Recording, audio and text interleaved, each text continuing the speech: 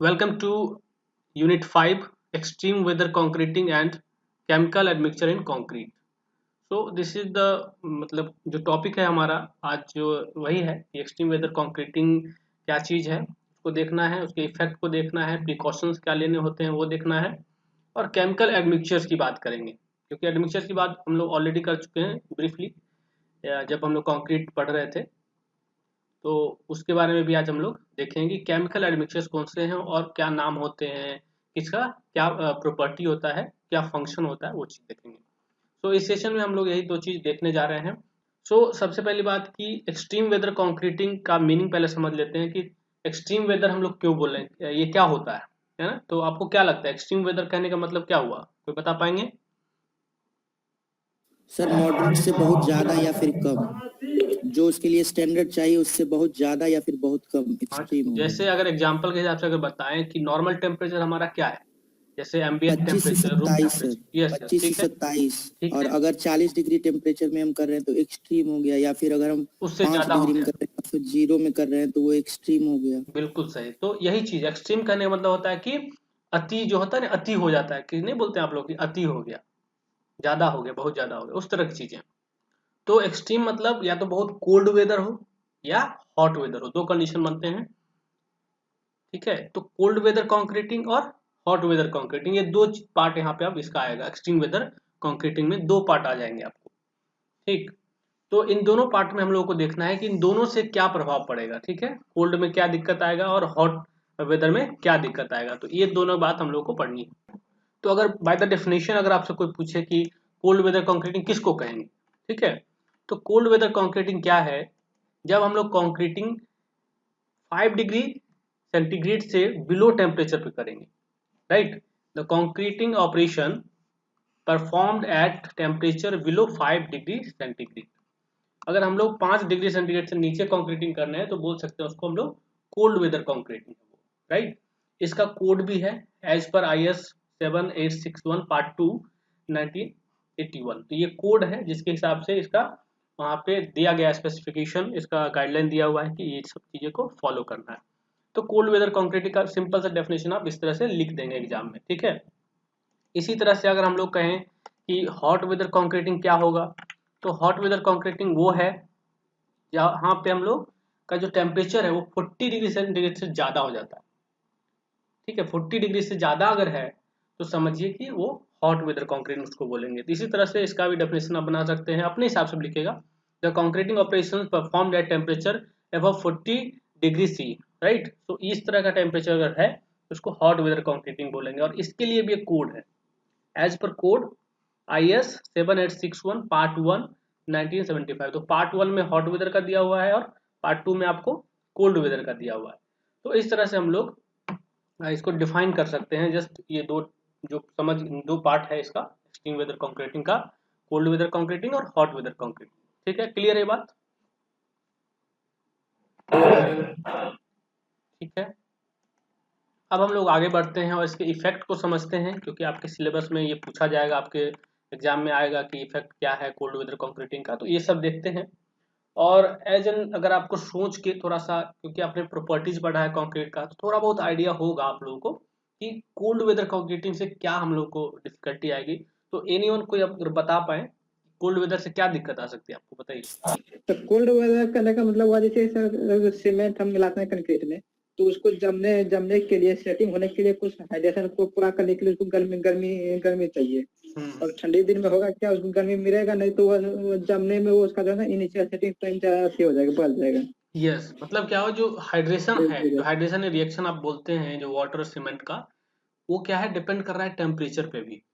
Temperature अगर ज़्यादा है तो वो उसका रेट बढ़ जाता है, कम रहेगा तो घट जाएगा। इसका मतलब वो डिले हो जाएगा, सेटिंग हार्डनिंग में थोड़ा सा प्रॉब्लम आएगा। तो एक इफेक्ट ये हो गया, right.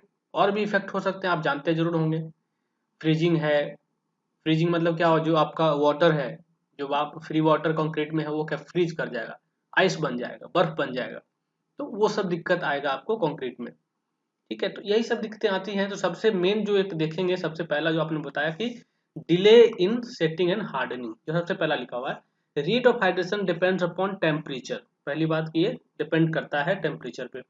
Hydration that takes place in 1 day at 20 degree centigrade may take 7 days at 4 degree centigrade. तो देखिए क्या डिफरेंस हो गया, जो एक दिन में हाइड्रेशन हो जाता है 20 डिग्री सेल्सियस टेम्परेचर पे, वो 7 दिन पे अगर जाएंगे तो सॉरी, वो अगर 4 डिग्री पे चले जाएं तो 7 दिन लग जाएगा। समझिए कितना लंबा डिले हो रहा है।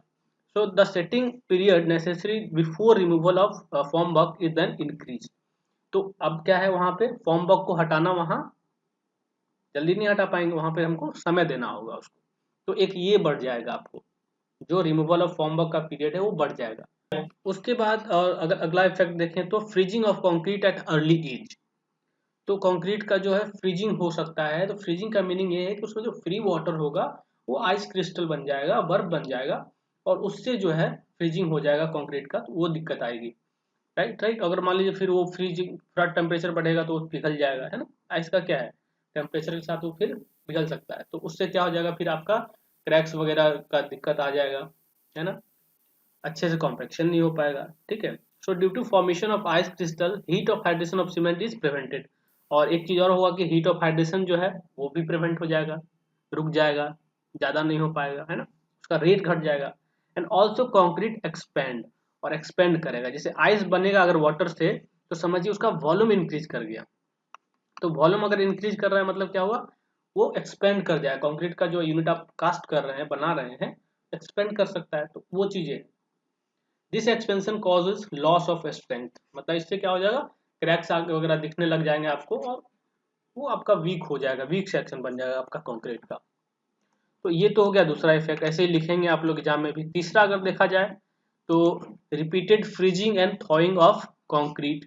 So if concrete is exposed to repeated freezing and thawing after final set and during the hardening period, the final qualities of concrete may be impaired, मतलब अलग हो सकता है।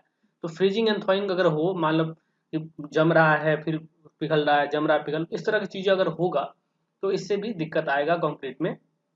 ठीक है। तो ये चीज चलता रहता है, मतलब जहाँ पे बहुत बिलो टेम्परेचर है, उसमें क्या होगा, थोड़ा बहुत कभी टेम्परेचर बढ़ेगा घटेगा, बढ़ेगा घटेगा, तो ये सब हो सकता है। उसके बाद और हो सकता है कि टेम्परेचर बढ़ने के कारण स्ट्रेस का ऊपर नीचे होना। तो एक ये भी हो सकता है रीजन के stresses due to temperature differentials. Temperature के वेरिएशन के कारण जो है स्ट्रेस भी उत्पन्न होगा आपको कंक्रीट के अंदर, कंक्रीट सेक्शन जो कंक्रीट को ढाल रहे हैं उसमें। So it is a general experience that large temperature differentials within the concrete member may promote cracking।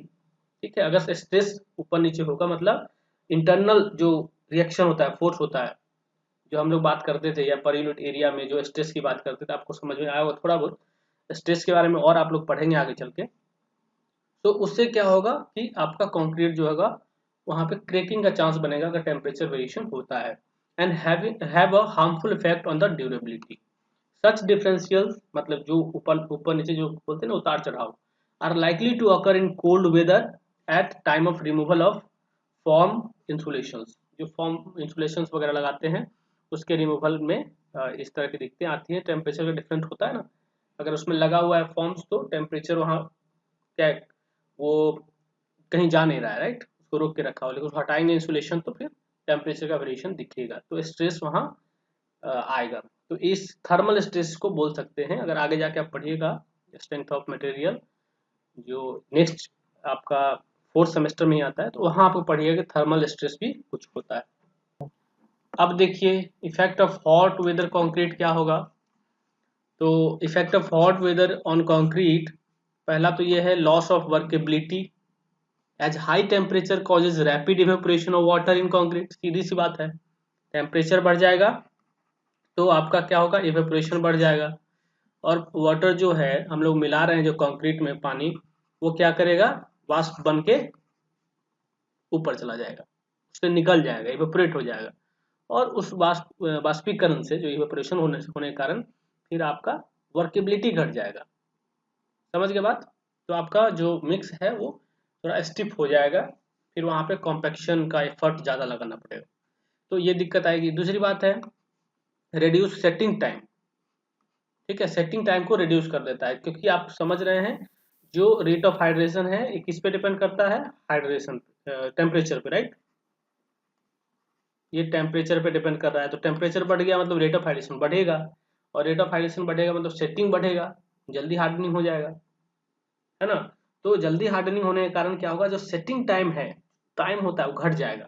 बात समझ में आई ये? ठीक है, क्लियर है बात, बोलिए। सेटिंग अगर टाइम की बात करेंगे तो ये इन्वर्सली हो गया, है ना, टाइम के कहेंगे अगर तो इन्वर्सली प्रोपोर्शनल टू टेम्परेचर। ठीक है, the concrete may hard even before compacting operation, compacting operation करने से पहले ही वो थोड़ा हार्ड हो जाएगा, इतना स्टिफ हो जाएगा कि फिर वो अच्छे से कॉम्पैक्ट नहीं हो पाएगा। उसके बाद rapid rate of hydration of cement, ठीक है, reduction in strength of concrete, ठीक है, जैसे मान लीजिए वर्केबिलिटी घट जाएगा तो ऑफकोर्स वो आपका स्ट्रेंथ पे भी जो प्रभाव पड़ेगा और रिडक्शन हो जाएगा। लेस टाइम ऑफ फिनिशिंग, कम समय मिलेगा फिनिश करने के लिए, उसको अच्छे से ढलाई करने के लिए, कास्ट करने के लिए, है ना। उसके बाद critical need for early curing, और अर्ली क्यूरिंग करना पड़ेगा, है ना, पानी घट जाता है क्योंकि हॉट वेदर है, जल्दी जल्दी पानी इवेपोरेट होगा तो जल्दी जल्दी क्यूरिंग करना है, तो ये नीड बढ़ जाएगा, क्यूरिंग करने का जो है आपको एफर्ट ज़्यादा लगाना पड़ेगा। उसके बाद decrease in durability of concrete, तो जैसे स्ट्रेंथ घट रहा है, स्ट्रेंथ से रिलेटेड है ड्यूरेबिलिटी, वर्केबिलिटी से रिलेटेड है आपका ये रिडक्शन इन स्ट्रेंथ हो गया।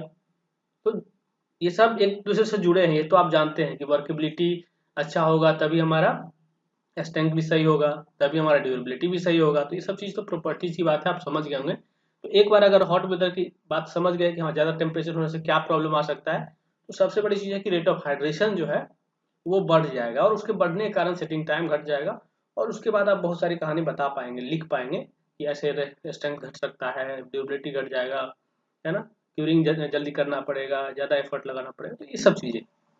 चलिए अब वो देखें कि प्रिकॉशंस क्या लेंगे हम लोग कोल्ड वेदर कंडीशन में, तो ये भी चीज़ आप लोगों को पूछा जाएगा एग्जाम में, तो वैसे ही 2-4 लाइन लिखना होगा, 4 नंबर का क्वेश्चन पूछेगा मुझे लगता है।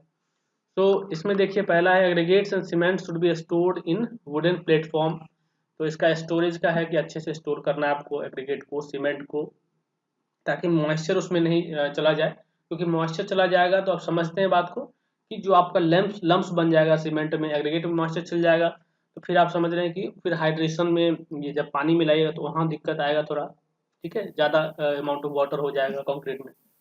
उसके बाद cement and aggregate should be covered with tarpaulin etcetera, मतलब उसको कवर करके रखना है।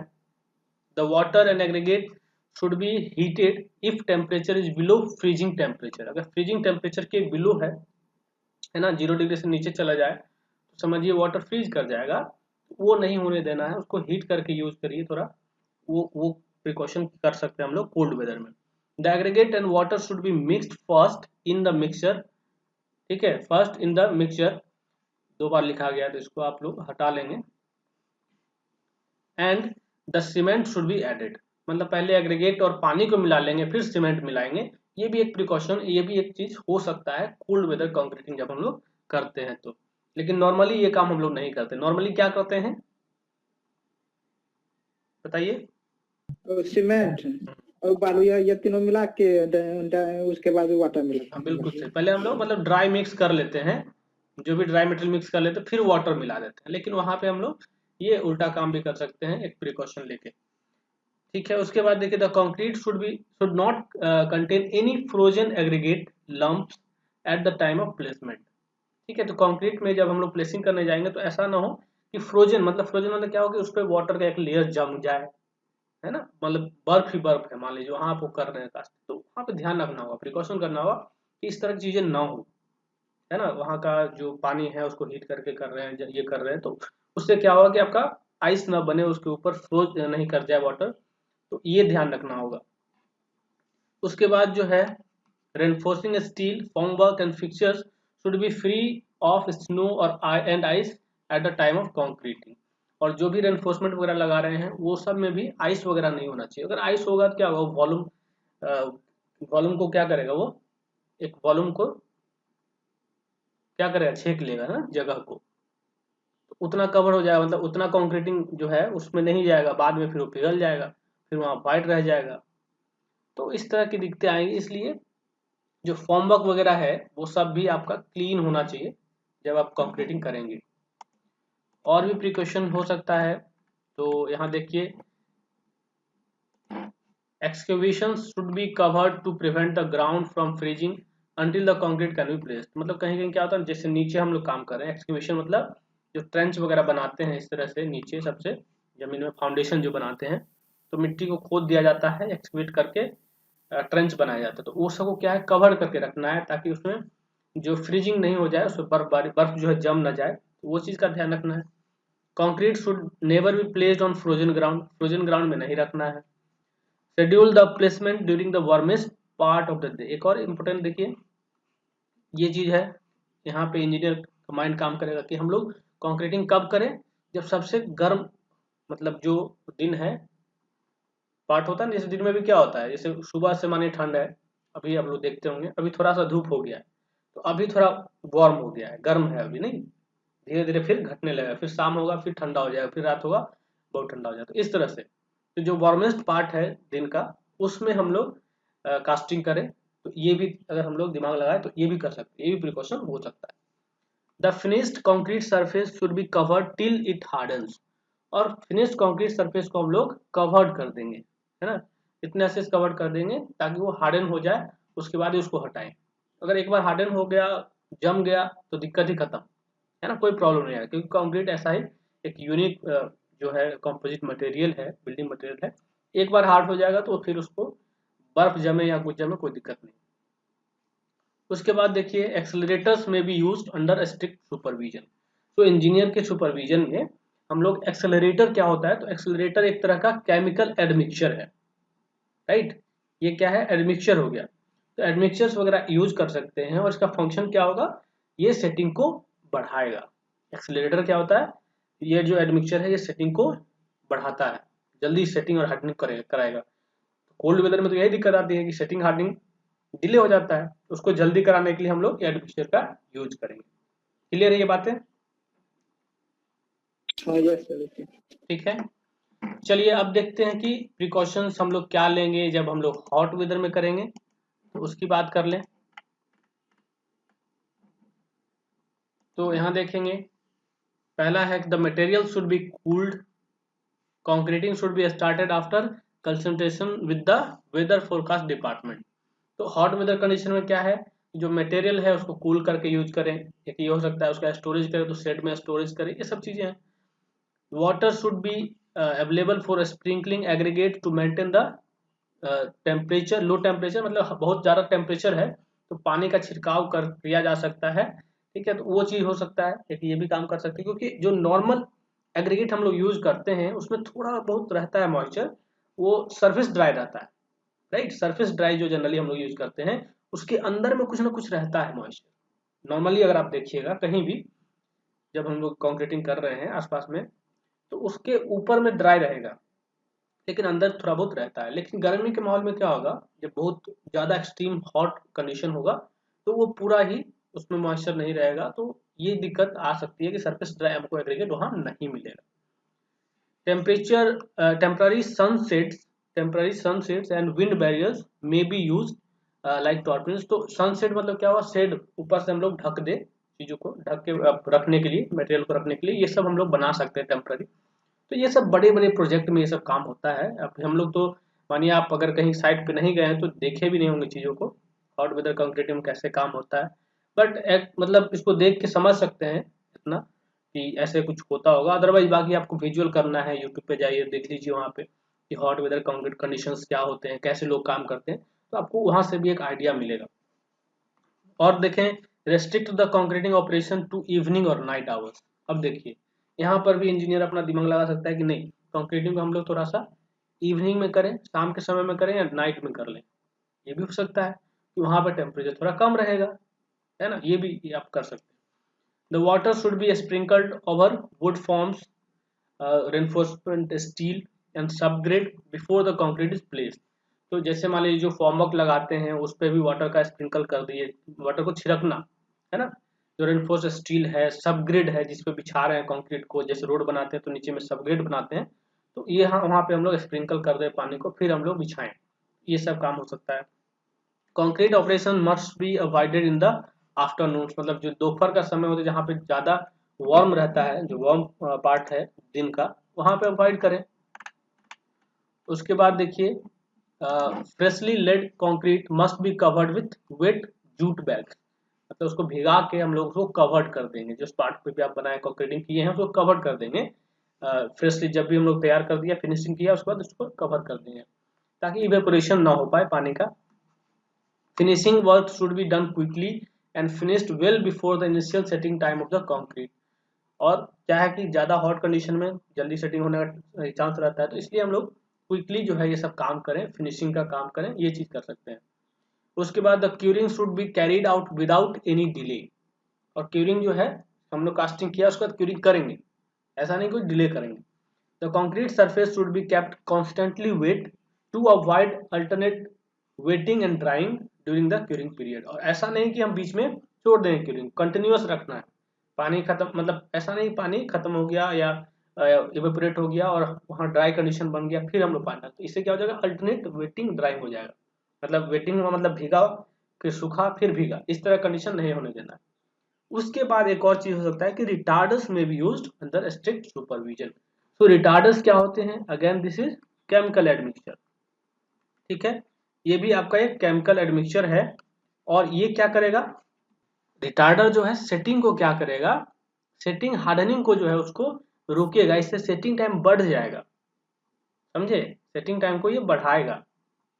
एक्सेलरेटर क्या है, सेटिंग टाइम को कम करेगा, समझे बात को, सेटिंग को ये रिटार्ड करेगा, ठीक है, सेटिंग और हार्डनिंग को रिटार्ड करेगा, इसका मतलब समझिए कि समय ज्यादा लगेगा सेट होने में, तो सेटिंग टाइम बढ़ गया। तो इस तरह से ये काम भी हम लोग कर सकते हैं। तो ये सब हो गया आपको इफेक्ट और प्रिकॉशंस हो गए कि हम लोग एक्सट्रीम कंडीशन में क्या करेंगे। तो इसी तरह के क्वेश्चन आएंगे और इसी में से कुछ क्वेश्चन आएगा तो ये आप लोग कर लेंगे, ठीक है, क्लियर है ये सब बातें, ठीक है। तो ये था आपका जो एक्सट्रीम वेदर कंक्रीटिंग का इफेक्ट, प्रिकॉशन, जो भी थे कोल्ड वेदर हॉट वेदर, वो आप लोग जरूर करेंगे और ये सब पूछा जाएगा, ऑब्जेक्टिव में भी क्वेश्चन आएंगे, प्लस 4 नंबर में क्वेश्चन आएगा, 6 नंबर में आ सकता है। तो ये आपका आप इसको प्रैक्टिस कर लेंगे, पढ़ लेंगे, 2-4 और अपने हिसाब से भी अलग अलग बुक में देख लेंगे कि इफेक्ट और क्या हो सकते हैं, प्रिकॉशंस और क्या हो सकते हैं, क्योंकि लिखने जाइएगा पढ़ने जाइएगा तो बहुत सारे प्रिकॉशंस और भी होंगे और भी निकल के आएंगे।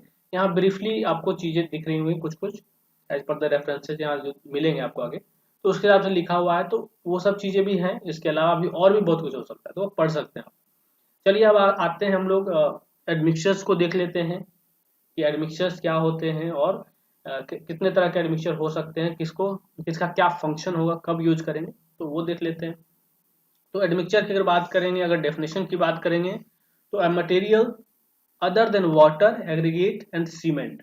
तो ये मटेरियल किसमें, कंक्रीट में ही एक अलग मटेरियल वाटर एग्रीगेट और सीमेंट से उसके अलावा एक एक्स्ट्रा मटेरियल है, ठीक है, which is used as an ingredient of concrete to enhance, ठीक है, इनहांस यहाँ ब्रेक होगा, enhance desirable workability setting and hardening and to improve the property of concrete is called admixture. है ना, कि कोई ऐसा मटेरियल है, ये मटेरियल कुछ भी हो सकता है, केमिकल होगा, मिनरल होगा या कोई भी होगा, तो जो मटेरियल आपको क्या कर रहा है, कंक्रीट के वर्केबिलिटी को बढ़ा रहा है, या जो डिजायरेबल है, जो आप चाहते हैं उस तरह की वर्केबिलिटी को ला के देता है, सेटिंग एंड हार्डनिंग को जो आप चाहते हैं ऊपर नीचे करना वो हो जाता है, उसके प्रॉपर्टी को इन्हांस कर देता है, ड्यूरेबिलिटी बढ़ गया, स्ट्रेंथ बढ़ गया, तो ये सब चीजें, तो इस तरह के एडमिक्सचर इनको कहे जाएंगे, राइट। तो ये जो है 2 तरह का होता है, आपको पता होगा, एक बार मैंने बताया था। तो एडमिक्सचर में अगर बात करें तो एक हो जाएगा आपको केमिकल और एक हो जाएगा मिनरल। तो मिनरल कौन सा है, तो ये देखिए जो फ्लाइस वगैरह है ना, फ्लाइस है, स्लैग है, या और भी जो ये फ्राइस हो गया, राइस के भी होता है शायद। हाँ हाँ राइस का ये सब चीज, तो वो सब जो भी मिनरल चीजें हैं तो मिनरल में आ गए, जो जनरली ज्यादातर आपको देखिए कि बाई प्रोडक्ट होते हैं चीजों के, तो वो सब चीजें हैं। और केमिकल एडमिक्सचर में तो केमिस्ट्री से रिलेटेड चीजें जो केमिकल्स होते हैं उसका यूज किया जाता है, तो वो है, देखते हैं हम लोग। तो concrete admixtures are those ingredients और additives other than aggregate cement and water added to the concrete during the time of mixing to enhance or alter its mechanical and material properties. The desired characteristics such as high workability, high compressive strength, setting time, and durability parameters can be altered by addition of admixture. तो ये भी अगर एक definition हो सकता है, एक वो भी हो सकता है, तो दोनों डेफिनेशन है, कोई एक ही आप लिखेंगे। तो ये चीजें हैं। तो इसमें हम लोग क्या हो सकता है, तो मैंने बताया आपको मिनरल हो या केमिकल हो। तो यहाँ जो आप देख रहे हैं ये मिनरल एडमिक्सचर्स है, राइट। ये क्या है, मिनरल एडमिक्सचर आपको दिख रहा होगा। तो ये सब क्या है, तो ये हो गया फ्लायर्स हो गया, मान लीजिए फ्लायर्स हो गया, स्लैग हो गया, है ना। उसके बाद राइस खस हो जाए, और उसके बाद आपको और भी चीज़ होते हैं, मेटाकाओलिन वगैरह होते हैं। तो इस तरह की चीज़ें हैं, ये सब मिनरल में आते हैं। तो इसका भी हम लोग यूज करते हैं, और कहीं ना कहीं ये भी क्या करते हैं, प्रॉपर्टीज को इन्हांस करते हैं। फ्लायर्स वगैरह मिलाएंगे तो उससे भी प्रॉपर्टीज हमारा इन्हांस होता है, ठीक है। सेटिंग टाइम उसका डिले हो जाता है थोड़ा सा, लेकिन आगे जाके फिर वो स्ट्रेंथ बढ़ा देता है। तो ये सब चीज़ें हैं, तो उसके बारे में तो डिटेल में नहीं जाना है, बस ये जानना है कि बस ये जानना है आपको कि हाँ मिनरल एडमिक्सचर भी होते हैं। उसके बाद केमिकल एडमिक्सचर्स भी होते हैं। तो अलग अलग तरह के केमिकल्स का यूज करके हम लोग उसका अलग अलग प्रॉपर्टी है उस तरह से यूज कर लें। जैसे इस फिगर में आपको दिख रहा होगा कि जो लिक्विड्स हैं, देख रहे हैं, सभी केमिकल्स हैं एक्चुअली, है ना। Liquid admixtures from left to right अगर देखा जाए तो एंटी वॉश आउट एडमिक्सचर, ठीक है, shrinkage reducer, water reducer, forming agent, corrosion inhibitor हो गया, एयर इंट्रेनिंग एडमिक्सचर हो गया। तो इस तरह सब अलग अलग टाइप्स के एडमिक्सचर हैं, केमिकल एडमिक्सचर है जिसका यूज किया जा सकता है। तो इसको हम लोग वन बाय वन देखते हैं कि ये क्या क्या है और इसमें कौन कौन सा केमिकल एक्चुअली है।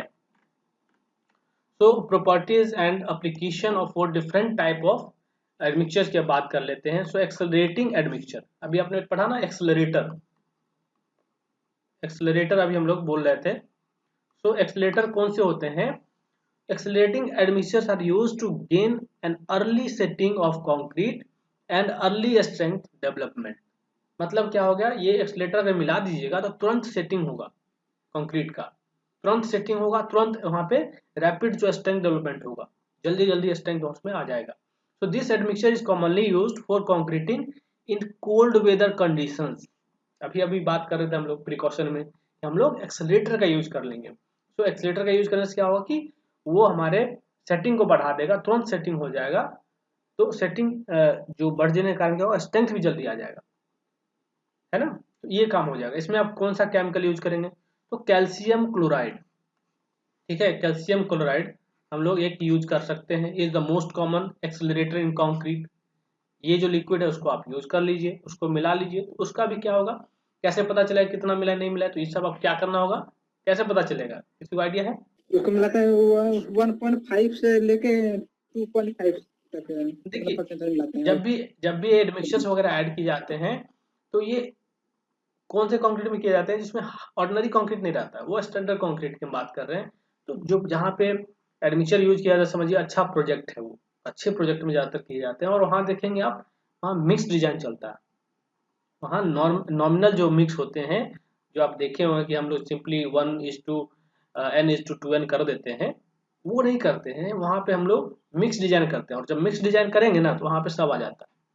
ये तो आपको पता होना चाहिए कि हर चीज़ वहाँ पे एक्सेलरेटर, ये सॉरी, जो एडमिक्सचर होते हैं उसका भी क्वांटिटी निकल के आता है कि इतना मिलाना है ना। 1 मीटर क्यूब कंक्रीट में इतना एडमिक्सचर डालना है, इतना ग्राम। तो उस हिसाब से वहां से निकल के आ जाएगा आपको कितना डोज चाहिए उस कंक्रीटिंग करने के लिए। और ये तो आप समझ ही रहे हैं कितना वेरिएबल चीज है ये। एक जगह कंक्रीट बनाएंगे तो वहां कुछ और, दूसरी जगह बनाएंगे तो वहां कुछ और। तो ये है, फिक्स्ड कंडीशन नहीं बोल सकते, फिक्स्ड चीज नहीं बोल सकते कि फिक्स्ड मतलब इतना ही मिलाएंगे, ये बोलना सही नहीं रहेगा।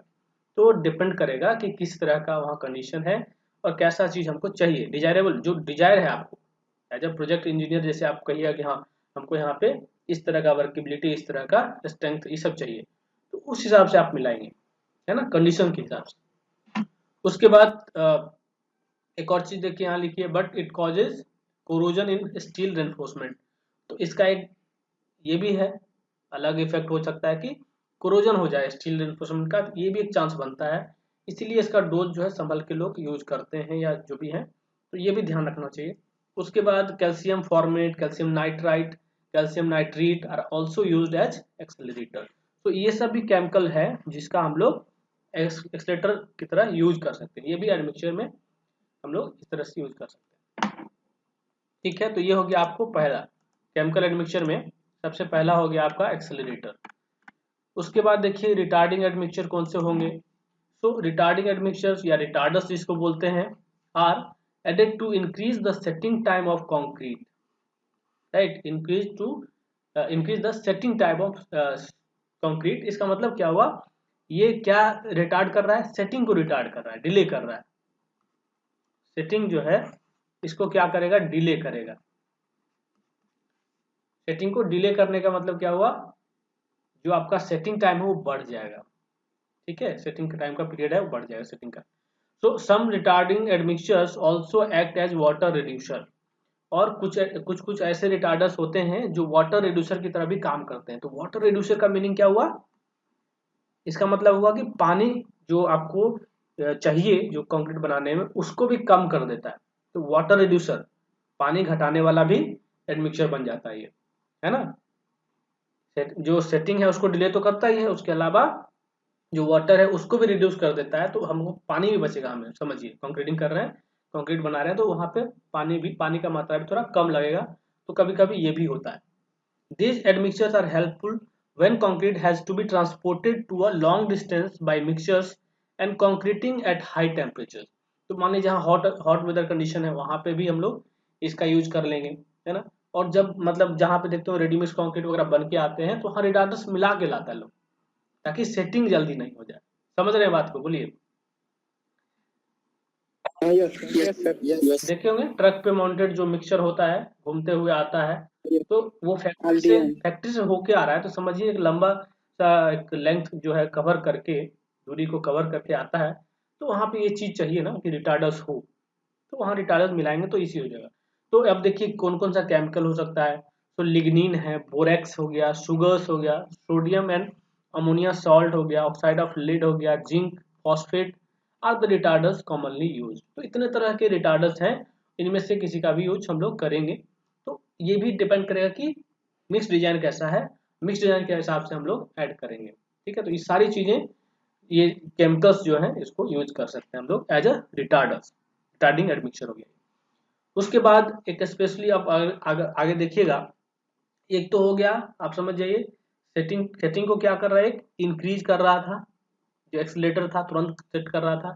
एक है कि सेटिंग को डिले कर रहा है, सेटिंग को थोड़ा बढ़ा रहा है कि सेटिंग टाइम थोड़ा ज्यादा हो जाए। एक और है वाटर रिड्यूसिंग एडमिक्सचर, ठीक है। इसका स्पेशल रोल क्या है कि ये जो पानी का मात्रा है उसको कम करेगा कंक्रीट में। ये कहाँ हमको फायदा देगा, जहाँ पे पानी का स्कार्सिटी, पानी यहाँ पे कम है अवेलेबल, वहां पे हमको कंक्रीट में वाटर रिड्यूसिंग एडमिक्सचर का फायदा होगा। So these admixtures used to reduce the water content needed in concrete। Simple सी बात, मतलब हम लोग वाटर कंटेंट को घटाना चाहते हैं तो वाटर रिड्यूसिंग एडमिक्सचर यूज करेंगे।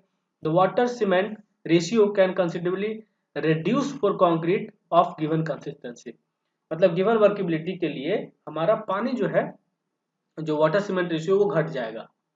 जो नॉर्मल में चाहिए अगर ये मिला देंगे तो पानी का मात्रा कम लगेगा। So lignin, sulphonic and metallic salts are commonly used water reducing admixture। so इस तरह के केमिकल्स जो हैं उसको हम लोग यूज कर सकते हैं, जो lignin, sulphonic and metallic salts हैं, ये सब नाम हो गए केमिकल एडमिक्सचर के।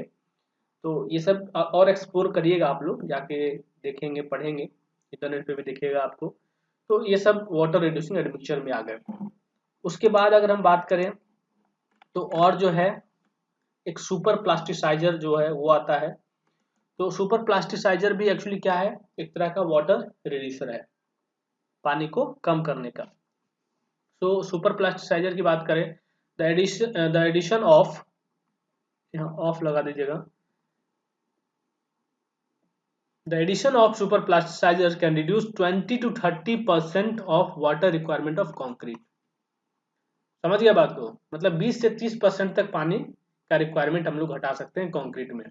This will not affect the workability of concrete, और ये कंक्रीट के वर्केबिलिटी को अफेक्ट नहीं करेगा, ठीक है। 20 से 30% पानी भी घट रहा है और सोचिए वर्केबिलिटी भी हमारा सेम रह जाता है। समझे बात को, बोलिए।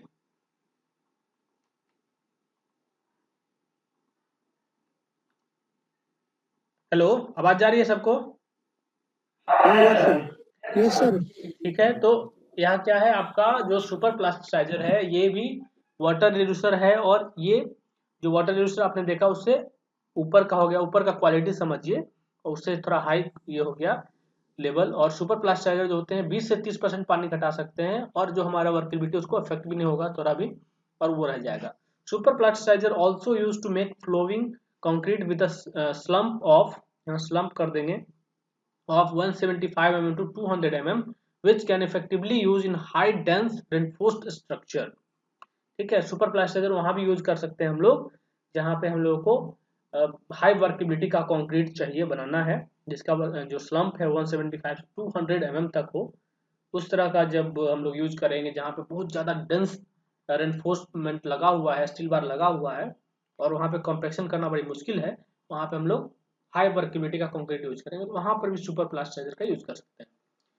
ठीक है, लिग्नोसल्फोनेट्स हो गया, पॉलीकार्बोक्सिलेट्स हो गया, सल्फो सल्फोनेट सल्फोनेटेड मेलिन हो गया, फॉर्मल्डिहाइड कंडेंसेट हो गए, ये सब हो गए। ठीक है, बहुत सारे के नाम है, सल्फोनेट, नेफ्थलीन, फॉर्मल्डिहाइड कंडेंसेट्स, ये तो देखा ही। तो इस तरह के नाम से अलग अलग नाम है, और ये केमिकल्स हैं, और ये सुपर प्लास्टिसाइजर है। तो इसका हम लोग यूज करेंगे तो हम लोग को जो सुपर प्लास्टिसाइजर का फंक्शन है वो हम लोग वो फायदा हमको मिलेगा, कंक्रीट में पानी का कंटेंट घट जाएगा। तो एक चीज ये हो सकता है, तो ये सब का हम लोग को नीड कहाँ होगा, तो जहाँ पे आपको पानी का स्कार्सिटी, जहाँ पानी कम अवेलेबल है उस जगह पे ये फायदा होगा हम लोगों को, है ना। तो ये चीजें हैं, तो डिपेंडिंग अपॉन द कंडीशन, ऐसा जरूरी नहीं है कि हम लोग हर जगह सुपर प्लास्टिसाइजर का यूज देखें, हर जगह एक्सलेटर का यूज देखें, वाटर रिड्यूसर का यूज देखें। तो ये डिपेंड करता है सिचुएशन पे, और उस जगह पे एज ए इंजीनियर आपको करना है कि हम लोग कौन सा एडमिक्सचर यूज करेंगे, आपको डिसाइड करना है एज ए इंजीनियर। तो वो चीजें हैं।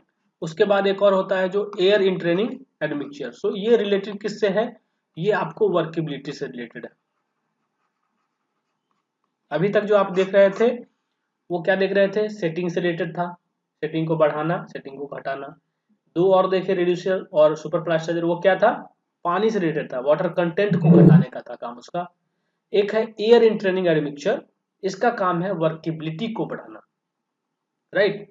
ये वर्केबिलिटी बढ़ाने का एडमिक्सचर है। These admixtures are generally used in concrete to achieve good workability, increased durability in freeze thaw and alkali reactive environment, मतलब जहाँ पे अल्कली अटैक का चांसेस रहता है वहां पर भी ये फायदा देगा। And reduce bleeding, bleeding of concrete जो आप जानते हैं, जो सीमेंट पेस्ट का बाहर निकलना है वो भी रोकता है, तो ये चीज आपको वहां यूज कर सकता है। एडमिक्सचर इंट्रेंस एयर बबल्स, मतलब ये क्या करता है, जो कंक्रीट है उसके अंदर क्या है, एयर बबल्स को इंट्रेन करता है, ठीक है, उसमें inside the concrete, and hence help to achieve this desired qualities, right.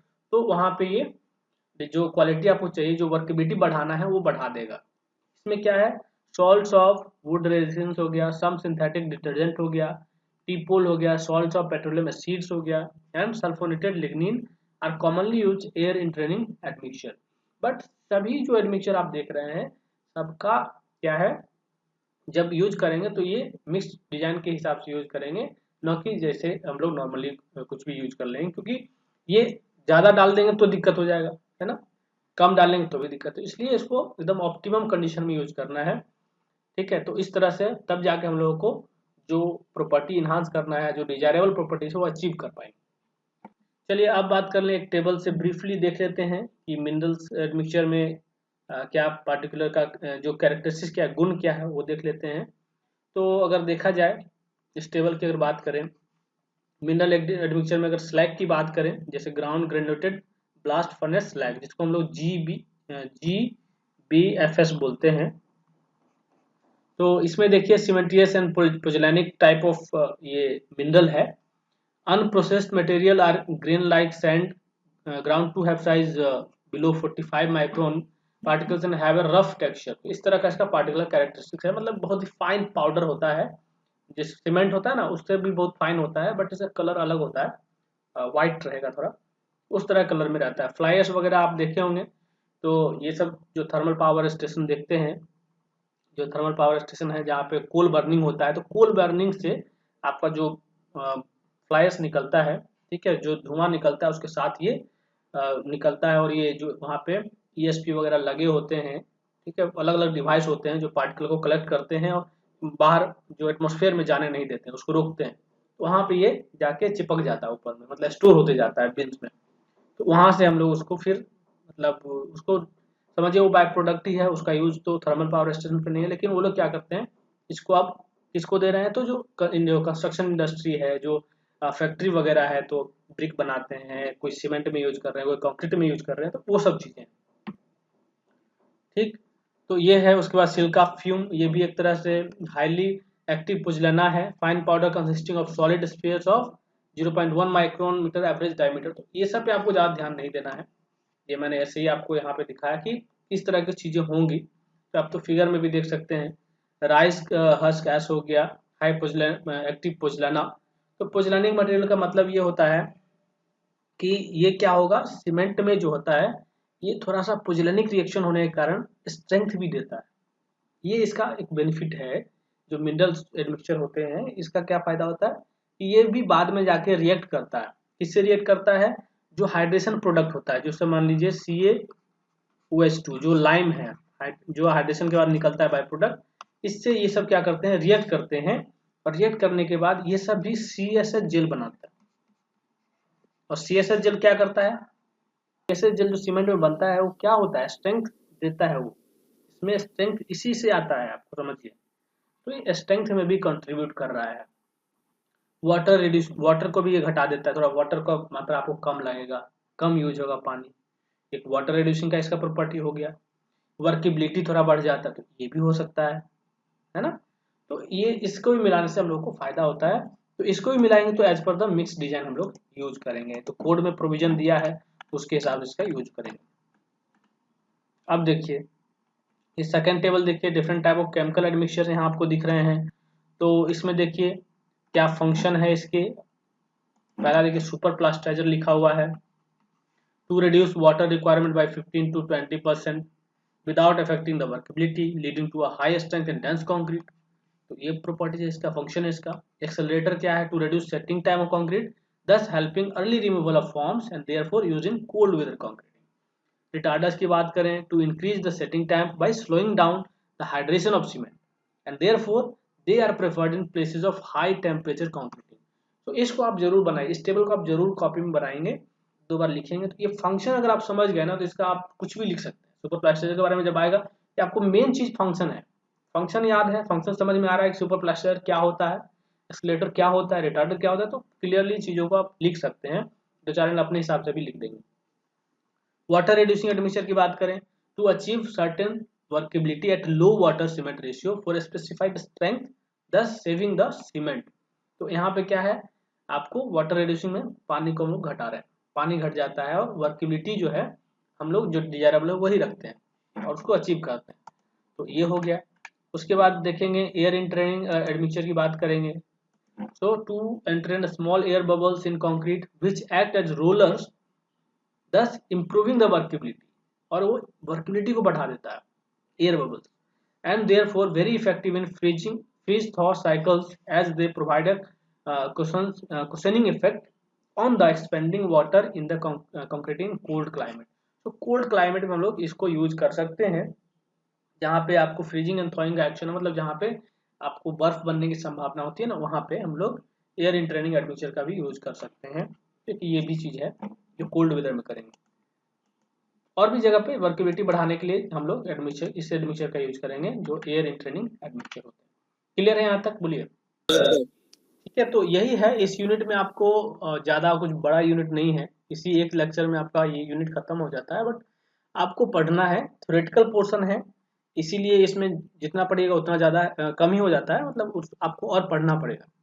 तो आप बुक में जाके और इन चीज़ों को देख सकते हैं। अदरवाइज आप जितना मैंने आपको दिखाया इस नोट्स में, आप उसको जाके कॉपी में नोट कर सकते हैं, उसको बार बार लिखें, पढ़ें, समझिए। ठीक है, सबसे बड़ी चीज़। और जब भी आप लिखते हैं एग्जाम वगैरह में, थोड़ा सा ध्यान रखिए कि हम लोग अच्छे से लिखें, ग्रामेटिकली भी थोड़ा सही करिए अपने आप को, तो आपको नंबर्स मिलेंगे, कोई दिक्कत नहीं है कहीं भी। और अभी तक कंक्रीट के हम लोगों ने सारे यूनिट पढ़ लिए हैं, अब लगभग 5 यूनिट तो खत्म ही हो गया है, और एक और यूनिट है वो भी एक लेक्चर का है। तो अब काफ़ी चीज़ आप फैमिलियर हो गए होंगे कंक्रीट से, क्योंकि कंक्रीट में आपने प्रॉपर्टीज पढ़ा है अलग से सबका, सीमेंट का, एग्रीगेट का, कंक्रीट का, है ना, क्वालिटी कंट्रोल पढ़ा है आपने। तो ये सब चीज़ें हैं, तो आपको ये बहुत फ़ायदा देने वाला आगे चल के भी। सो आई होप ये सब क्लियर हो रहा हो, और ज़रूर क्लियर करिएगा, ज़रूर डाउट्स वगैरह पूछिएगा। तो आज का जो लेक्चर है, आज का जो नोट्स था, इसमें जो भी रेफरेंस यूज किए गए हैं वो सब बुक है, कोड्स हैं, कुछ लिंक है इंटरनेट के, तो ये सब जाके आप लोग देख सकते हैं। और that's all in this class.